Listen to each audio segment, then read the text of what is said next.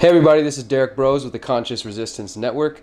Today I wanted to talk to you about an upcoming trip I have to Detroit.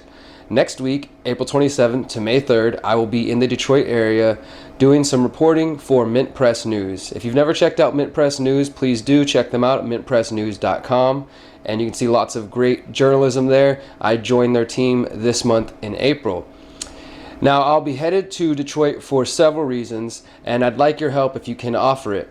One of the first stories I'm going to be covering involves Detroit Threat Management, the Vipers. Some of you may have heard of them, run by a guy named Dale Brown. Essentially what Detroit Threat Management does is they are out competing the Detroit Police Department.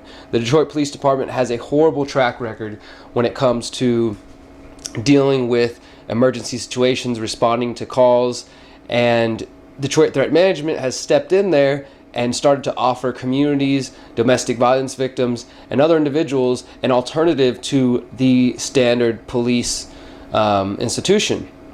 And this is a great thing. I want to highlight this. I want to write an article about it, shoot some interviews, and get some video. I'm also going to be doing a ride-along with Dale Brown and his crew, going with them in their vehicles to watch what they do as they guard people, help them in their neighborhood, help them travel safely, things like that. And this is, of course, just a small seed, the very beginning, to what we could potentially see once people are ready to move past the idea of police as the only institution that can protect our communities.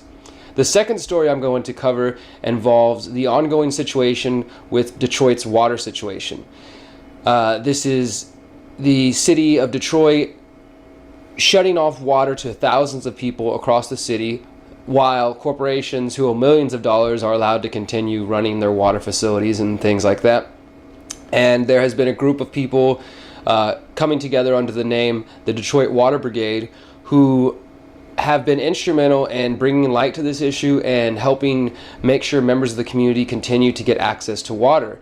And this also goes into some other topics that I think are maybe a bit contentious when it comes to the anarchists, libertarians, those on the right, as far as whether or not water is a human right.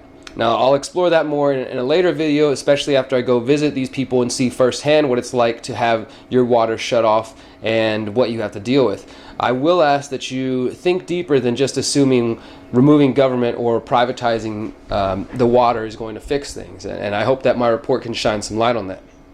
Third, I'm going to be showing some examples of powerful action taking place within the communities. This is going to include community houses, community gardens, efforts by those who decided, you know what, we're going to stay behind and we're going to strengthen our community. We're not just going to leave.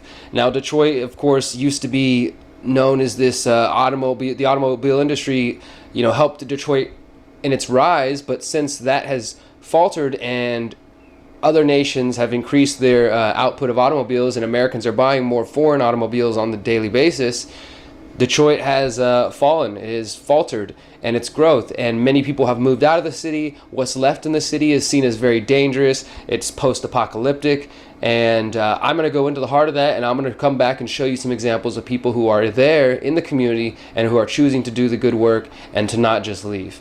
And lastly, one of the stories I'll be looking into, and this is the one I need your help with, involves a possible another black site. Black site, of course, being the name for locations around the world that the CIA and the American government and other governments use to hide their torture facilities. They're known as black sites. A couple months ago, it was revealed that police in the Chicago area were using a warehouse in the Homan Square area to take suspects of crime, to take crime suspects without authorization from their lawyer, without contact to their families, and threaten them, question them. Some of them said they were subject to abuse. One guy said that they threatened to inject him with heroin, all kinds of crazy things. So we found out about that, and we've heard rumors and whispers of a possible similar site in Detroit near the area known as Zug Island, or off of Zug Island.